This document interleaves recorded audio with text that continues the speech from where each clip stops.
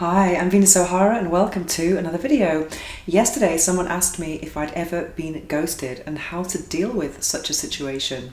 I made a very quick TikTok video about it, but I think the topic of ghosting deserves more than a minute and a half, which was the length of my video.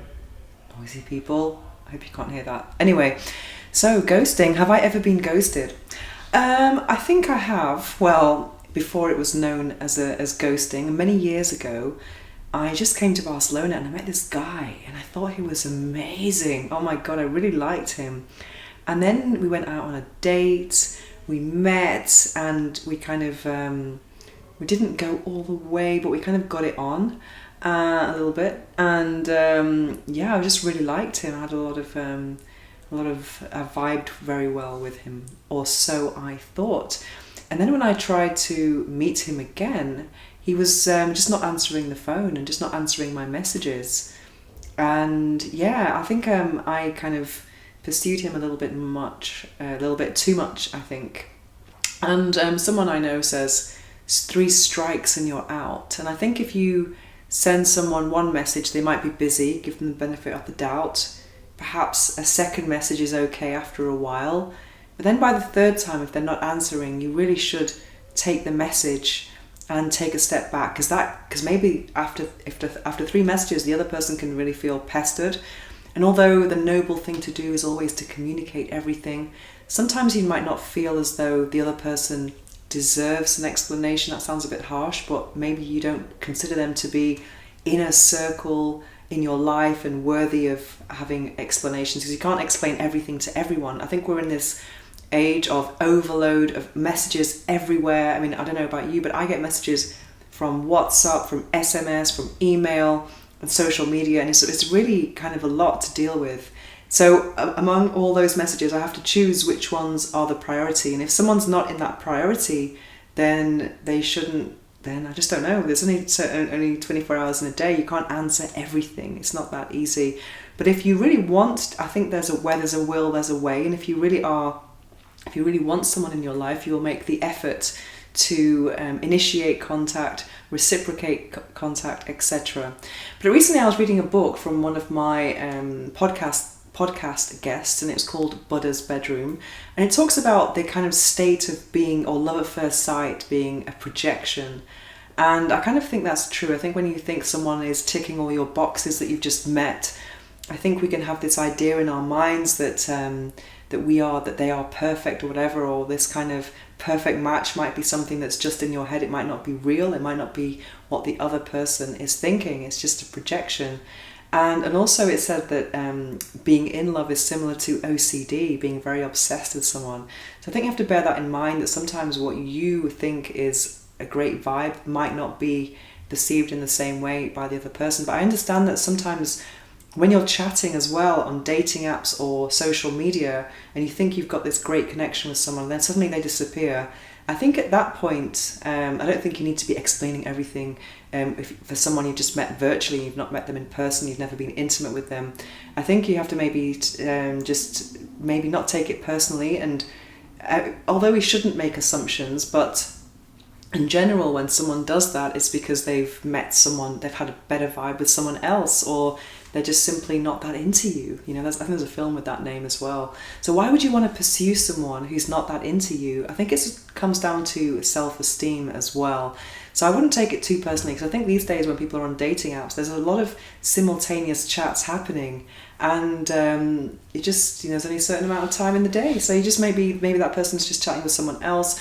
But also it's not good to make assumptions about what's going on, because you don't really know what's going on in someone's life. Obviously the first thing is just to make sure people are all right if they suddenly disappear from your life. It really hurts ghosting when you have shared an intimate moment with someone. Perhaps you've had a date with them or you've been physically intimate and then they disappear. I can understand completely why that can be very confusing and frustrating, and you think, wow, you thought you had a more important place in their life, or that you would at least get an explanation. But if someone's not going to give you an explanation, I wouldn't insist either. I think a lot of people have avoidant attachment styles. I know I do, and I find confrontation quite uncomfortable, and that's how it is for a lot of people, unfortunately. It is the brave thing to do, to actually confront and say, hey, I'm sorry, this is not working, but people just don't have the balls to do that.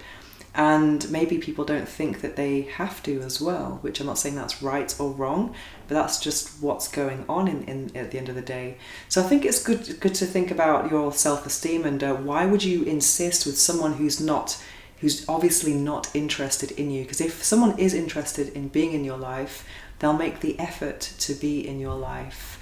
And I always think as well, it's like with job applications, all the no's are kind of guiding you to the next yes, and try and be grateful for that situation, and think about, you know, what the situation is teaching you about yourself, and have the self-esteem to say, no, I am worthy of being responded to, and worthy of, I deserve to have someone who is paying me attention. You know what I mean? I think that's really, really important as well. And also, I have actually ghosted people in the past, and I've made a video about this before, and I had lots of very angry comments, but I want people who've been ghosted to maybe understand from the other side as well. I mean, for me, I have felt that I had to withdraw contact from people, or just not disengage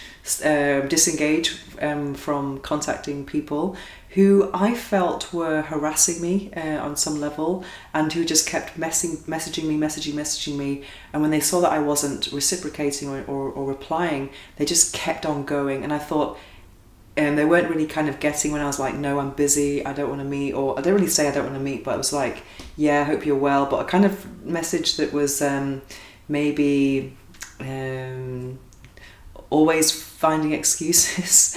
And I think if someone's messaging you constantly, I remember one guy, it was just constant, and then sometimes if I didn't reply, he'd be sending me emojis, and it was just like, I felt bombarded. And also he was doing this on WhatsApp, on Twitter, on Instagram, on all the platforms, and I felt like, oh my god, I'm definitely not replying to this guy.